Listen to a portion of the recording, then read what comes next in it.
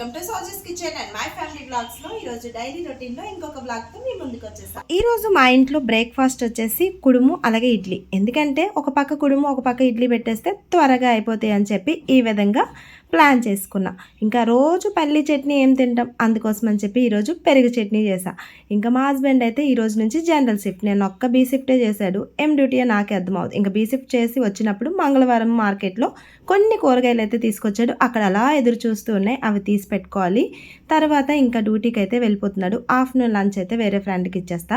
ఇంకా వెళ్తూ ఏదో ఒకటి చెప్తాడు. ఇంట్లో తక్కువ బిల్డప్ ఎక్కువ, ఏదో పిల్లల్ని తనే చూసినట్టు నేను చూడనట్టు రోజు ఏదో ఒకటి తినిపించు తాగిపించు అని అలా ప్రతిసారి చెప్తూ ఉంటాడు. సర్లే ఇంకా వాటర్కి అయితే పైకి వెళ్ళి వాటర్ చూసుకొని వచ్చేసి మరి ఆఫ్టర్నూన్ లంచ్కి అయితే ప్రిపేర్ చేయాలి కదా. సో ఇంకా 12 o'clock అలాగా డ్యూటీకి వెళ్తారు. అందుకోసం అని చెప్పి ఫాస్ట్గా వంట కూడా చేసేసా.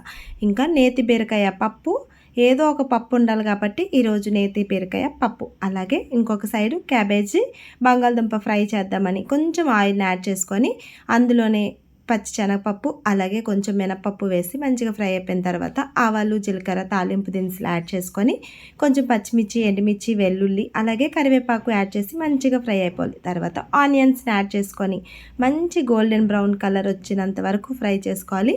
తర్వాత ఇందులోనే మనం తరిమి పెట్టుకున్న క్యాబేజ్ అలాగే బంగాళదుంపల్ని యాడ్ చేసేసా. బంగాళదుంపలను యాడ్ చేసేసి ఒక 5 minutes పాటు ఐ ఫ్లేమ్లో అలా ఫ్రై చేసుకొని అందులోనే టేస్ట్కి తగినంత సాల్ట్ అలాగే యాడ్ చేసుకొని బాగా కలుపుకోవాలి. ఇంకా మంచిగా వేయించేసుకోవాలన్నమాట. చక్కగా వేయించిన తర్వాత ఇంకా మూత పెట్టేసుకోవడమే. ఒక 10 minutes అలా వదిలేసామంటే కర్రీ అయిపోతుంది. ఇంకొక సైడ్ అయితే వెజ్జులు వచ్చేస్తుంది. ఏం పప్పుకి అదృష్టం చేసుకుందాం. ఇంకా అలా పప్పు కూడా ఒక సైడ్ అయిపోతుంది, ఇంకా కర్రీ కూడా అయిపోతుంది. ఇంకా మా చిన్న కూతురికి అయితే ఫ్రూట్స్ బ్రేక్ టైం అయిపోయింది. ఎవ్వరు కూడా తగ్గరు. మ్యాంగో కావాలా? ఇప్పుడెందుకు, వద్దులే. ఇంకా క్వాలిటీ ఇంకా కాస్ట్ ఎక్కువ పెట్టుకుంటాడు కదా, ఇలా ఉంటుంటాయి అనమాట. సో నైట్ టైం తెచ్చాడు కదా, మరి ఏమైందో. ఇంకా ఒక పక్క అయితే ఇంకా క్యాబేజీ అయిపోయింది, ఇంకా రైస్ కూడా అయిపోయింది. ఇలా వంట అయితే తక్కువ టైంలో చాలా త్వరగా ఫినిష్ చేసేస్తా. ఇంకా నా పిల్లలకు కూడా ఫ్రూట్స్ టైంకి కట్ చేసేసి ఇచ్చేస్తా. తొక్క ఎవరు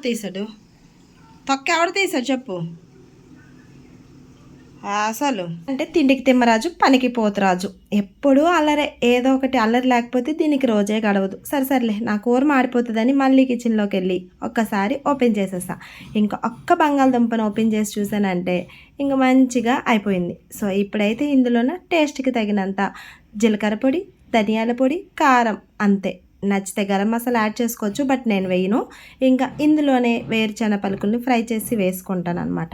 సో ఈ విధంగా కలిపేసి ఒక 2 minutes మళ్ళీ మూత పెట్టేసానంటే అన్ని మసాలాలు పడతాయి. తర్వాత కొత్తిమీరతో గార్నిష్ చేసుకుంటే సూపర్ టేస్టీ కర్రీ రెడీ అయిపోయింది.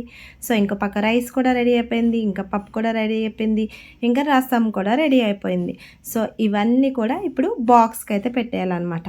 ఎందుకంటే మరి అన్నయ్య డ్యూటీకి టైం అయిపోతుంది కాబట్టి.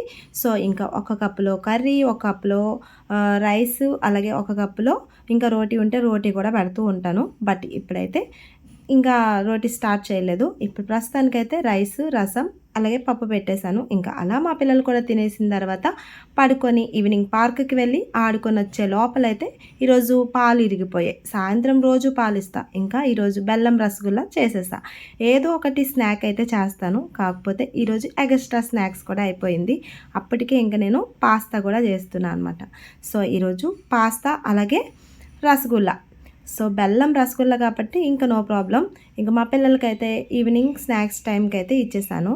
చక్కగా వాళ్ళైతే తినేస్తారు కదా. ఇంకా మార్నింగ్ వెళ్ళినప్పుడు స్నానం చేశాడు, మళ్ళీ వచ్చినప్పుడే స్నానం చేస్తాడు. ఈ లోపల నేను చేసినా కూడా తనకు నచ్చదు. సో అలా ఉంటుంది మా ఇంట్లో.